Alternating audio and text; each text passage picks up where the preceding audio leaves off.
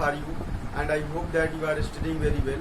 Dear students, today we are going to continue electricity. Which is chapter number 12 of your science, and topic is register. Topic is register. Okay ये students, हम लोगों का topic आज का क्या है? Register है। आज हम लोग रजिस्टर पे डिस्कस करेंगे। What is register? तो हम लोगों ने रेजिस्टेंस देखा था स्टूडेंट्स, तो रेजिस्टेंस हम लोगों ने देखा था। What is resistance? रेजिस्टेंस हम लोग डिस्कस किए थे।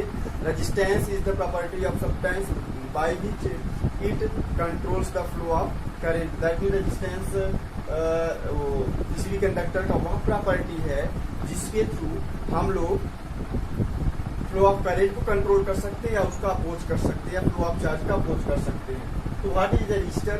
जैसे स्टूडेंट हम लोग जानते हैं, हम लोग साइंस के स्टूडेंट्स हैं। साइंस के स्टूडेंट्स हो या साइंटिस्ट हो, तो वो लोग क्या करते हैं? वो लोग सबसे पहले उन लोगों ने देखा कि रेजिस्टेंस क्या है। What is resistance? रेजिस्टेंस की प्रॉपर्टी उन्होंने देख डाली और उसका फिर उन्होंने एप्लीकेशन देख डाला।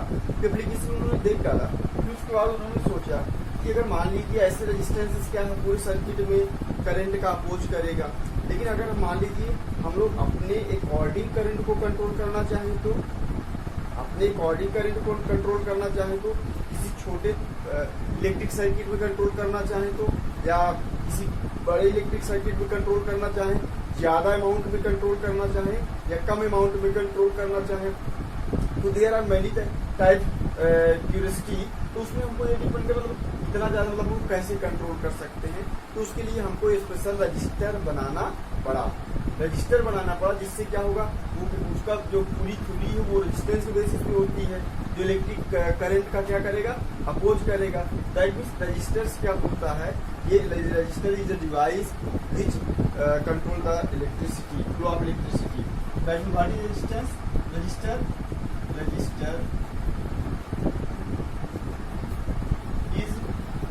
and electronic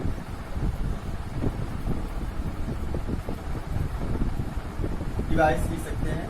electronic device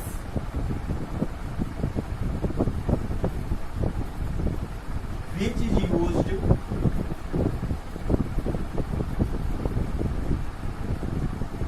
control of current in electric circuit. Register is an electronic device which is used to control flow of current in electric circuit.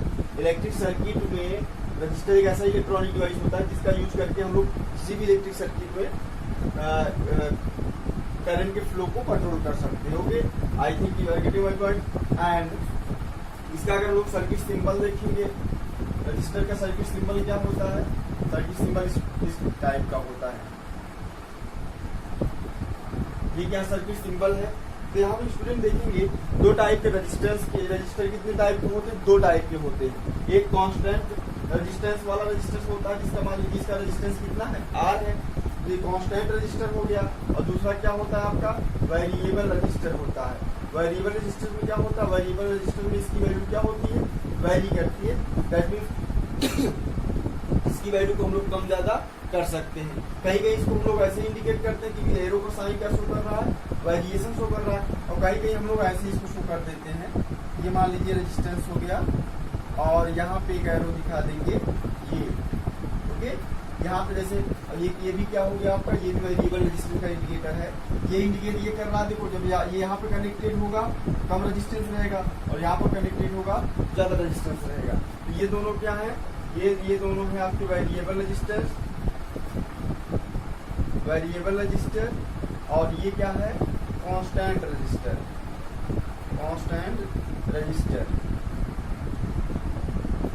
Okay, इसको हम लोग वेरी कराते हैं। ढेर सारे इलेक्ट्रिक सर्किट में हम लोग वेरिएबल रजिस्टर का यूज करते हैं, जहाँ पे बार बार हमको करंट की वैल्यू कम या ज्यादा करने का यूज होता है। और जहाँ पे करंट की वैल्यू फिक्स करना होगा हमको इलेक्ट्रिक सर्किट में, वहाँ पे हम लोग इसका यूज करते हैं।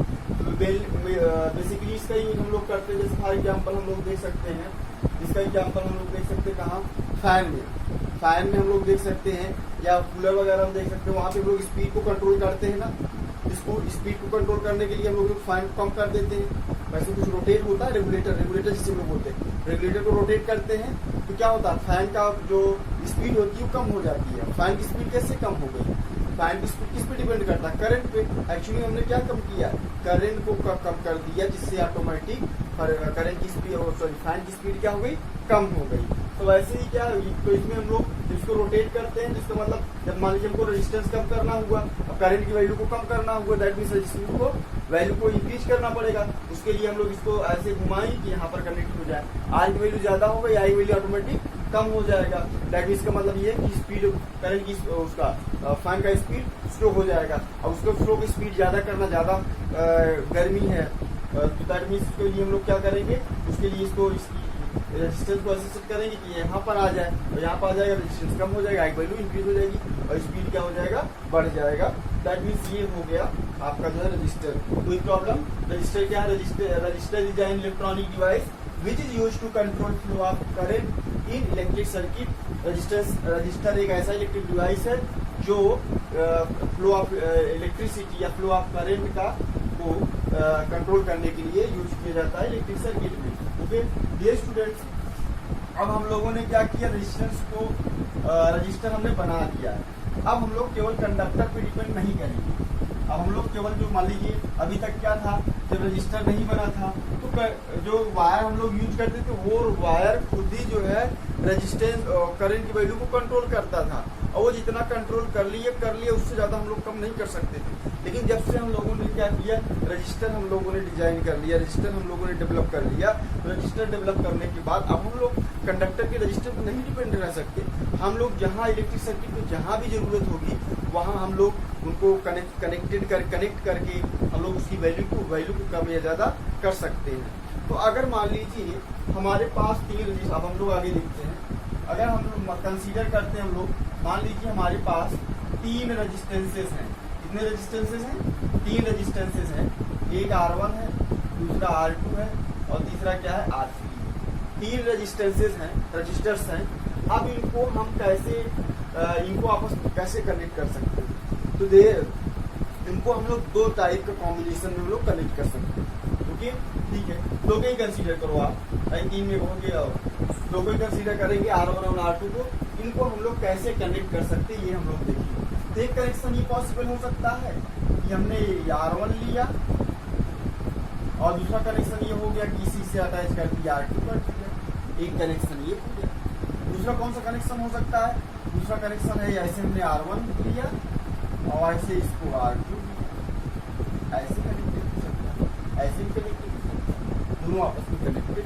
तो इसका मतलब ये है, अगर हमारे पास मोर देन 1 रजिस्टेंसेस हैं तो उनको कनेक्ट करने का 2 मेथड हमारे पास है। 2 मेथड से हम लोग यूज कर सकते हैं। तो एक ये मेथड हो गया और ये मेथड हो गया। तो डियर स्टूडेंट्स, इसी की बेसिस पे हमारे पास 2 कॉम्बिनेशन ऑफ रेजिस्टेंस हम लोग पढ़ेंगे। इसमें 2 टाइप से हम लोग रेजिस्टेंस को आपस में कनेक्ट कर देते हैं। पहला ये क्या है, पहला R1 R2 से कनेक्टेड है, बहुत सुंदर लग रहा है, R1 R2 से कनेक्टेड है।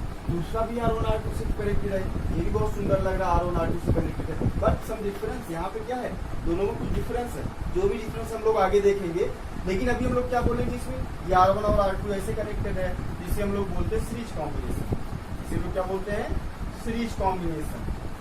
इसे लोग क्या बोलते हैं, सीरीज कॉम्बिनेशन। और इसे हम लोग क्या बोलते हैं, parallel combination. Parallel combination, parallel combination and this is series combination. Okay, तो यहाँ पे अगर हम लोग यहाँ पे देखते हैं, सबसे पहले देखते हैं कॉम्बिनेशन ऑफ रजिस्टर हम लोग देखेंगे। दैट मीन्स आप समझ गए होंगे, आप लोगों का न्यू टॉपिक क्या है, आप लोगों का न्यू टॉपिक है कॉम्बिनेशन ऑफ रजिस्टेंस। तो यहाँ पे हम लोग देखेंगे combination of resistance. Combination of resistances, combination of resistance that means हमारे पास अगर दो या दो से ज्यादा रजिस्टर्स हैं तो उसको हम लोग आपस में कैसे कनेक्ट करेंगे। यहाँ दो पॉसिबिलिटी है। नंबर फर्स्ट क्या होता है आपका series combination. Number first is series combination.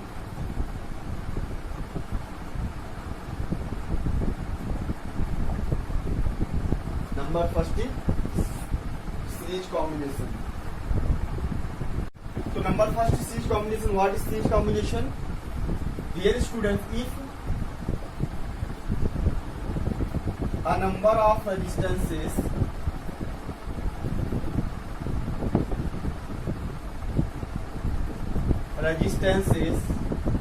are connected end to end, are connected end to end, so that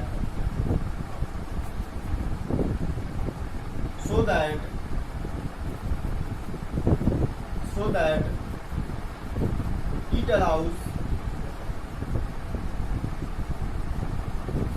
same current,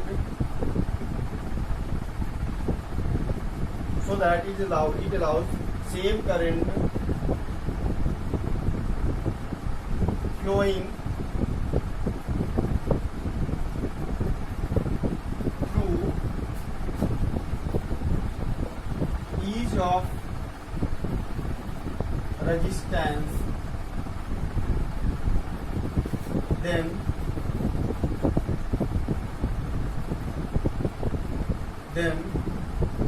they are said to be connected in series. Connected in series. That means if a number of resistances are connected end to end, so that it allows same current, flowing through each of resistance, then they are said to be connected in series. That means क्या है? That means वो अगर मान लीजिए n resistance है, कितने भी 3 resistance हैं, तीनों कैसे कनेक्टेड हो? एंड से एंड कनेक्टेड हो। जिससे क्या हो? जिससे एक ही करंट इन तीनों में फ्लो करे, तो हम लोग उसे क्या कहते हैं? वो किसमें कनेक्टेड है? सीरीज कॉम्बिनेशन में कनेक्टेड है। यहाँ पे हम लोग एग्जाम्पल कंसीडर करेंगे। हमारे पास R1 था, R2 था, R3 था, तो हमने देखा इसके हेड से इसके टेल को कनेक्ट कर दिया, इस वाले के टेल को इसके हेड से कनेक्ट कर दिया, और इस वाले के टेल को इससे हेड से कनेक्ट कर दिया। तो सिंपल सा एक वायर लिया हमने और उसको उस वायर के थ्रू रजिस्टरों को आपस में बैटरी के दोनों एंड से हमने कनेक्ट कर दिया। अब यहाँ पर देखेंगे ये बैटरी का जो टर्मिनल है हम लोग पहले पढ़ चुके हैं। बैटरी के दोनों एंड को जैसे ही हम लोग किसी वायर से, कंडक्टर वायर से कनेक्ट करेंगे तो तुरंत इसमें क्या होगा? इलेक्ट्रिक करंट फ्लो करने लगेगा। अब इलेक्ट्रिक करंट फ्लो करने लगे उसका डायरेक्शन भी आप जानते हो। Electric current flows from positive terminal to battery to negative terminal of battery. That means positive to negative terminal of battery flow करेगा। तो यहाँ पर देखो करंट का काम क्या है? पॉजिटिव टर्मिनल से निकलना और नेगेटिव टर्मिनल पर पहुंचना, पॉजिटिव से निकलना, नेगेटिव टर्मिनल पर पहुंचना। तो यहाँ पर अगर इसके पास अगर इसका काम ये है कि पॉजिटिव टर्मिनल से निकलना, नेगेटिव टर्मिनल पहुंचना, तो यहाँ पे स्टूडेंट्स आप देख सकते हो उसके पास केवल और एक पाथ है। करंट के पास नेगेटिव टर्मिनल की जाने के लिए केवल और केवल एक पाथ है, और कौन सा पाथ है? वो R1 से होकर जाएगा, R2 से होकर जाएगा, R3 से होकर जाएगा। इसका मतलब यहाँ पे जो करंट फ्लो करेगा R1 के थ्रू वो भी क्या होगा? I, R2 के थ्रू भी I, R3 के थ्रू भी क्या होगा? आपका I होगा। तो you can see here I केवल एक ही करंट, सेम करंट फ्लो कर रही है। Same current flow through each resistances I, that means तीनों रेजिस्टेंसेस से सेम ही करंट फ्लो कर रही है। इसे हम लोग तो क्या दैट मीन्स हमारा डिफिनीशन एग्जैक्ट बैठ रहा है ये। तो दैट मीन्स क्या है? आपका सीरीज कॉम्बिनेशन है। तो यहाँ पे लोग सीरीज कॉम्बिनेशन का तो ठीक है, समझ गए बाबा, सीरीज कॉम्बिनेशन में हमने कर लिया। अब यहाँ पे हम लोग क्या करेंगे? इसका जो है कैलकुलेशन देखेंगे, इक्विवेलेंट रेजिस्टेंस हम लोग कैलकुलेट करेंगे। Okay, equivalent combination series combination का हम लोग फार्मूला डिराइव करेंगे। कैसे हम लोग फाइंड आउट करेंगे? रेजिस्टेंस अगर सीरीज कॉम्बिनेशन में जुड़े हुए हैं तो उनको कैसे कैलकुलेट करके एक रेजिस्टेंस में हम लोग डेवलप करेंगे। ओके, तो यहाँ पे हम लोग सबसे पहले देखते हैं, तो यहाँ देखो आप, देखो R1 रेजिस्टेंस क्या है, रेजिस्टेंस तो आपने रेजिस्टेंस के बारे में आपने देखा, रेजिस्टेंस को आप जानते हो। What is resistance? Resistance is property of conductor by which it opposes the flow of current, flow of charge. Otherwise what is register? Register is device which control flow of electricity in electric circuit. किसी electric circuit में current का जो flow को control करता है उसे हम लोग रजिस्टर कहते हैं, और उसकी जो प्रॉपर्टी होती है उसको हम लोग रेजिस्टेंस कहते हैं। तो यहाँ पर अगर मान लीजिए कोई रेजिस्टेंस है, कोई रजिस्टर है, कोई रेजिस्टेंस है, रेजिस्टेंस जो करता है करंट की वैल्यू को कंट्रोल करता है, करंट की वैल्यू को कंट्रोल करता है। तो करंट की वैल्यू कैसे कंट्रोल करता है? वो आपके दिमाग में आया होगा, आपके माइंड में क्वेश्चन आया होगा कि कैसे कोई रेजिस्टेंस है या कोई कैसे रजिस्टर है वो करंट की वैल्यू को कैसे कंट्रोल कर सकता है। तो आप ध्यान से देखो, आप थोड़ा सोचो, रिमाइंड करो। ओम्स लॉ में हम लोगों ने पढ़ा था कि करंट जो किसके प्रोपोर्शनल होता है? वोल्टेज के। करंट केवल और केवल किसके प्रोपोर्शनल होता है? वोल्टेज के। वोल्टेज की वैल्यू बढ़ेगी तो करंट की value equal to I R, be proportional to I हम लोगों ने लिखा था। बी की वैल्यू बढ़ेगी तो आई की वैल्यू बढ़ेगी, बी की वैल्यू घटेगी तो आई की वैल्यू घटेगी। बाकी और किसी पे करंट डिपेंड नहीं करता, करंट केवल और केवल किस पे डिपेंड करता है? वोल्टेज पर। अब बात समझ में आई। इसका मतलब ये है, ये रेजिस्टेंस जो है, जो हम लोग यहाँ पे वी वोल्टेज मान लीजिए हम लोग यहाँ पे 5 एम्प वोल्टेज हम लोग अप्लाई करते हैं, ये क्या करता है? करंट की वैल्यू को कंट्रोल करता है, करंट की वैल्यू को रिड्यूस कर देता है कोई भी जैसे। कैसे? एक्चुअली वो क्या करता है? ये रेजिस्टेंस ये वोल्टेज को ड्रॉप कर देता है। ये जो 5 वोल्ट पहले था इसकी वैल्यू को क्या करेगा? कम कर देगा। इसकी वैल्यू क्या करेगा? कम कर, तभी तो आई बी वैल्यू कम होगी, तभी तो आई वैल्यू कम हो पाएगी according to Ohm's law. Okay, I think you are getting my point. B की वैल्यू कब, जब आई की वैल्यू कम होगी, जब बी की वैल्यू कम होगी, तो इसका मतलब ये जो रजिस्टेंस जो लगे हुए हैं ये सब मिलके क्या करते हैं? ये सब मिलके वोल्टेज ड्रॉप कर लेते हैं, यानी वोल्टेज को खा लेते हैं, कर सकते हो, खा लेते हैं या मतलब कंज्यूम कर लेते हैं, यानी वोल्टेज ड्रॉप करते हैं। लोग ऐसा टेक्निकल वर्ड यूज करेंगे, वोल्टेज क्या करते हैं? ड्रॉप कर लेते हैं। हाँ, अब समझ में आया कैसे ये लोग अब वोल्टेज ड्रॉप कर लेंगे, ऑटोमेटिक वोल्टेज कम हो गए तो करंट बिल ऑटोमेटिक कम हो जाएगी। अच्छा ठीक है, बहुत बढ़िया। तो इसका मतलब ये है कि यहाँ पर हम लोग देखेंगे, यहाँ पर आई, इसका मतलब R1 भी वोल्टेज ड्रॉप कर रहा होगा ना। कितना वोल्टेज ड्रॉप कर रहा है? V1 हम लोग मान लेते हैं। R2 भी वोल्टेज ड्रॉप कर रहा है, ये कितना वोल्टेज ड्रॉप कर रहा है? V2 हम लोग कंसिडर कर लेंगे। R3 भी वोल्टेज ड्रॉप कर रहा है, ये कितना वोल्टेज ड्रॉप कर रहा है? V3 भी हम लोग कंसीडर कर लेंगे। V1 क्या हो गया? Voltage drop to R1 and V2 क्या हो गया? Voltage drop to R2 and V3 क्या हो गया? Voltage drop to R3। And students, इसको वोल्टेज ड्रॉप भी हम लोग बोल सकते हैं, और एक चीज हम लोग बोल सकते हैं, इसको बहुत अच्छा नाम है, वो क्या हो गया आपका? जैसे ये क्या है आपका? ये इनपुट वोल्टेज है, ये क्या है? इनपुट वोल्टेज है, और ये क्या है? Output voltage. ये इनपुट वोल्टेज है, ये क्या है? आउटपुट वोल्टेज है। ओके ओके, तो यहाँ पे ये क्या है? आउटपुट वोल्टेज है। कोई भी इलेक्ट्रिक सर्किट का या कोई भी फिजिकल इक्वेशन का या सर्किट का एक रूल होता है। क्या होता है वो rule? Input is equal to output. वो क्या होता है? Input is equal to output, मतलब जितना हम इनपुट दे उतना ही हमको आउटपुट चाहिए, उसमें वेरिएशन नहीं चाहिए, नहीं सिस्टम हमारा क्या हो जाएगा? सिस्टम फेल हो जाएगा। हम सभी ये चाहते हैं जितना इनपुट दिया जाए उतना ही इनपुट हमको मिले। हम सभी गार्जियन हैं, गार्जियन ये चाहता है कि जो है जितना हम फीस दें, जितना हम खर्च करें, उतना ही हमारा स्टूडेंट और पढ़ने में अच्छा हो। वो अच्छे से अच्छे स्कूल में एडमिशन करा देता है, तो क्या सोचता है? मेरा स्टूडेंट और मेरा बच्चा मेरा जो है वो क्या होगा? तो और अच्छा हो जाएगा पढ़ने में। और टीचर भी यही चाहता है। कोई भी टीचर, जैसे हम है या कोई भी टीचर हो, एक्सप्लेन करके पढ़ाता, सोचता है कि उतने ज्यादा मैं जितना इनपुट दूंगा उतना ज्यादा आउटपुट मिलेगा। अगर कहीं फॉल्ट है, इनपुट ज्यादा आउटपुट निल, इसका मतलब सिस्टम में खराबी है, तो उसको फिर क्या किया जाता है? ठीक किया जाता है ना, जैसे हम लोग करते हैं तो फिर के ठीक कर देते हैं। तो दैट मीन्स ये जो है क्या हो गया? जितना इनपुट उतना ही output. So we can write as V is equal to V1 plus V2 plus V3। तो V इक्वल टू क्या लिख सकते लोग? V equal to V1 plus V2 plus V3। अब व्हाट समझ में आ रहा ना? दिस इज क्या? Input voltage and this is क्या? Output voltage. इनपुट आउटपुट के बराबर होना चाहिए, इलेक्ट्रिक सर्किट है, यही कंसीडर करके हम चलेंगे लोग। इसका मतलब समझ में आ गया बात? समझ में आ गया भाई बात, आगे समझ में। अब हम लोग क्या करेंगे, अब हर V इक्वल टू क्या लिख सकते हैं हम लोग, अब इसके टोटल जो रेजिस्टेंस है इसको क्या कंसीडर कर लो आप, आर इक्विवेलेंट कंसीडर कर लो। ये तो तीनों कॉम्बिनेशन जो आएगा इसे आर इक्विवेलेंट कंसीडर कर लो। तो इस सर्किट में देखोगे, इस सर्किट में करंट वैल्यू कितना है आई, वोल्टेज कितना है V और रेजिस्टेंस कितना है R equivalent. So we can write as V is equal to I into R equivalent, लिख सकते हैं ना, V equal to I R, V equal to I R. तो जब आर था तो आर था, अभी आर इक्विवेलेंट हो गया तो इक्विवेलेंट हो गया। वैसे भी हम लोग डिस्कस कर चुके हैं, जिसका खाएंगे उसी का गाएंगे।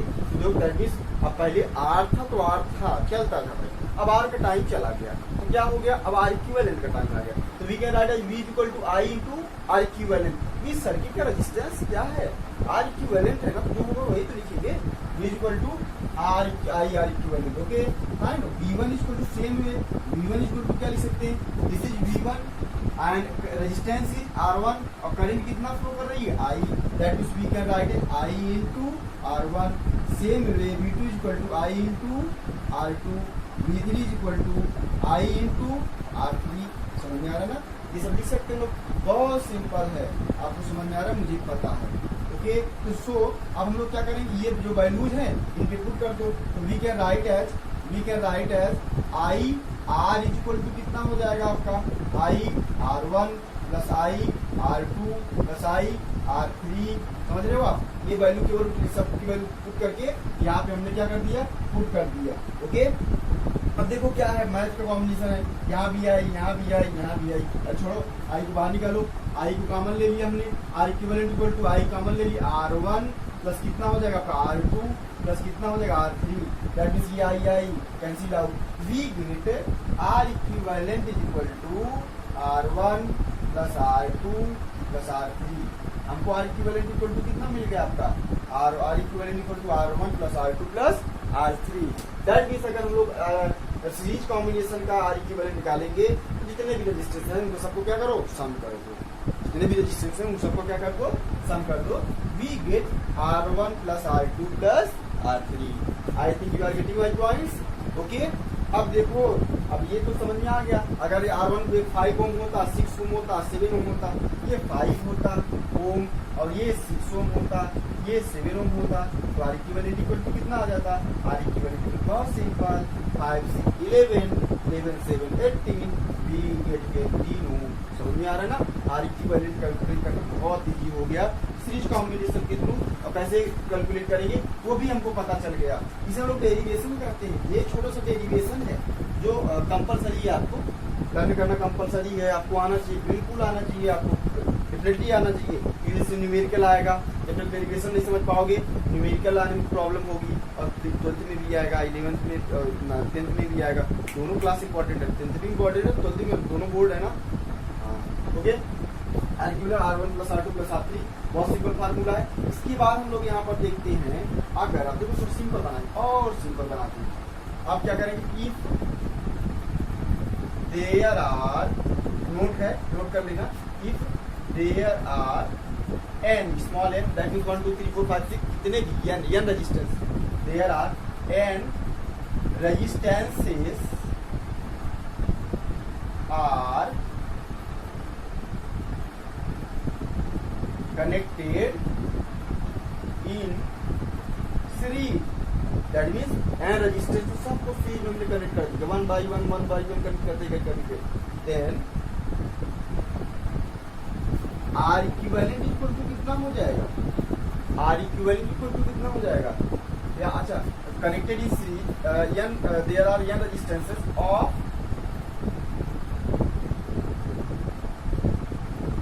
इक्वल वैल्यूज कर सकते हैं आप, इक्वल वैल्यू, सबकी वैल्यूज क्या सेम है, तो आर इक्विवेलेंट इक्वल टू क्या हो जाएगा, आर लिखोगे, फिर प्लस आर लिखोगे, फिर आर कितनी बार लिखोगे, एन टाइम, कितनी बार लिखोगे बोलो, एन टाइम। क्या हम लोग जानते हैं, क्या जानते हैं हम लोग, क्या कि जो है एडिशन का शॉर्ट फॉर्म क्या होता है, एडिशन का शॉर्ट फॉर्म क्या होता है, एडिशन का शॉर्ट फॉर्म क्या होता है, एडिशन का शॉर्ट फॉर्म मल्टीप्लिकेशन होता है, क्या मल्टीप्लिकेशन होता है। तो आर को n बार ऐड करो, इससे बड़ी बढ़िया बात ये कि आर को n से मल्टीप्लाई कर दो। अरे 5 को 3 बार जोड़ो, 5 को 3 टाइम्स ऐड करो, 5 5 10 5 15, अदरवाइज 5 का 3 मल्टीप्लाई कर दो, 5 3 जा 15, बात तो बराबर हुई ना। कोई भी नंबर है, अरे 5 को 10 को 8 टाइम्स ऐड करो, 10 10 10 10 10 10 20 20 10 30 30 10 40 40 10 50 50 10 60 60 10 70 70 10 80 80 है, सिंपल है। 5 10 और 8 को मल्टीप्लाई कर दो, 10 8 जा 80, इजी हो गया ना। दैट मीन्स हम लोग क्या करेंगे, n टाइम्स ऐड करने से बढ़िया है कि n से मल्टीप्लाई कर दे। दैट मीन्स r की 1 इक्वल टू कितना हो जाएगा, आपका कितना हो जाएगा nr। ये बहुत अच्छा फार्मूला है ये मोस्टली जो है अक्सर एग्जामों में पूछता है। ढेर सारे रजिस्टर देंगे, सभी वैल्यू सेम होंगे, हम लोग खटाक से सेकंडों में आंसर लाएंगे।